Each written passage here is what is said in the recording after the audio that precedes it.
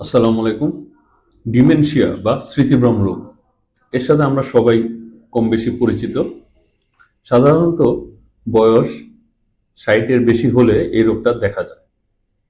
কারো কারো ক্ষেত্রে আগেও দেখা যেতে পারে, কারো কারো ক্ষেত্রে আরেকটু পরেও দেখা যেতে পারে। এই স্মৃতিভ্রম রোগটা আসলে কি? এটা অ্যাকচুয়ালি যেটা বোঝায় যে মানুষ সবকিছু ওই বয়সে গেলে বা ওই বয়সটা 60 বছর বয়সটা অতিক্রম করলে বা বয়স হয়ে গেলে সে আস্তে আস্তে সবকিছু তার স্মৃতিতে যা আছে, বিশেষ করে কাছে নিকটবর্তী স্মৃতি যেটা 2-3 বছর আগে হয়েছে বা রিসেন্টলি হয়েছে, এগুলো আস্তে আস্তে ভুলতে থাকে। এছাড়াও সবকিছু ভুলে যেতে থাকে, দৈনন্দিন জীবনে কোথাও কি রেখেছে না রেখেছে এগুলো ভুলে যেতে থাকে। তাছাড়া দেখা যাচ্ছে যে তার কোথায় কি রাখলো বা তার টাকা পয়সা কোথায় রাখলো এটা তো সে ভুলে যায়। এই ভুলে যাওয়ার কারণে সে মানুষজনকে সন্দেহ করতে পারে।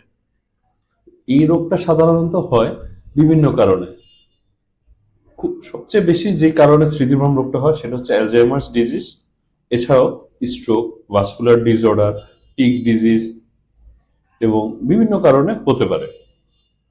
এই রোগটা আমরা কিভাবে বুঝবো যে একটা মানুষ স্মৃতিভ্রম রোগে আক্রান্ত? প্রথমত সে দেখা যাচ্ছে যে তার দৈনন্দিন জীবনের বিভিন্ন জিনিস ভুলে যাবে, কোথায় কি রেখেছে না রেখেছে। খাওয়া দাওয়া করে বলবে খাওয়া দাওয়া করি নেই।